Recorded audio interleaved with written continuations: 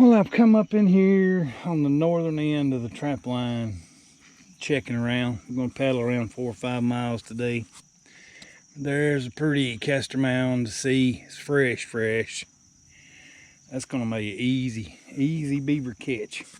Once they show me where they're marking their territory, I can come in here with some strange castor and just rile them up and make a catch easy. But it's me and a buddy James paddling around just looking for the beaver sign. We're gonna see what we can find today. But right here is a good castor mound to find with super red hot fresh sign on it. We'll keep moving. May not look like much, but we're around about a 1/4 mile from the last one we found. This is a mound I'll hit every year. Big, pretty, fresh sign castor mound right here. It'll make an easy set and easy catch for me. But I'm gonna keep looking around. I'm gonna tear this place apart, looking for sign and looking for dens, mounds, just to make sure there's still some left in here. I'll keep moving. It's all this vegetation not dying off yet. The trails ain't really popping, but I followed a little beaver ditch in here, and there's a castor mound right here. They had to come through this to get in there to it, but I'm just following the beaver ditches. Right here's a pretty good castor mound. Back in this wall of mess. I'll get out of here and keep moving. Found this great big old castor mound tucked up underneath these trees, and my buddy's still with me. I'm showing him what the beaver sign looks like back in here, but that mound right there is over knee high. We're just now starting to find more sign. They did some logging up on the other end of this sometime this early summer, but it was after trapping season. But I can smell it and see the fresh tracks from here. That's a big old mound. I'm gonna keep moving. Just poking around through here, looking through all this brush, and you're following these little beaver ditches that lead to these huge castor mounds. We're starting to find more sign. What do you think? That's what, 4 we found in the last 3 minutes, probably? 5 minutes. I'm gonna keep moving down.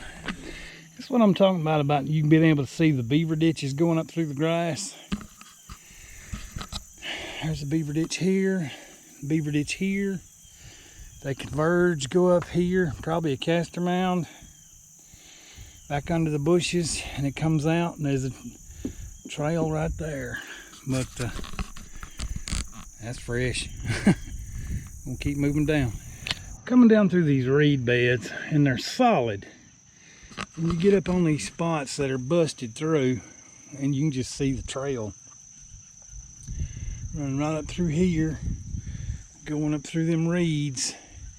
It's like a crossover into another part of the swamp. That'd be a good spot for a 330 right there on the stabilizer. But there's going to be some traps going in here this winter, because I'm starting to find some sign, and it's starting to heat up. So between here and the back end of where the creek runs into this river, that's what I come in here to look for, stuff like that. It's just beat down.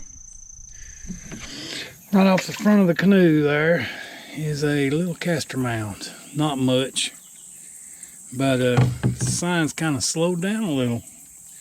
I'm gonna get back in these lily pads and these little ditches and poke around, see if I can't find more sign. But at least it is active, because right there's the mound. We'll move around. That's all this green vegetation is not showing sign the way I wanted it to.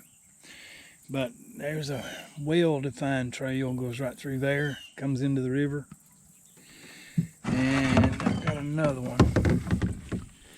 See if I can push over to it.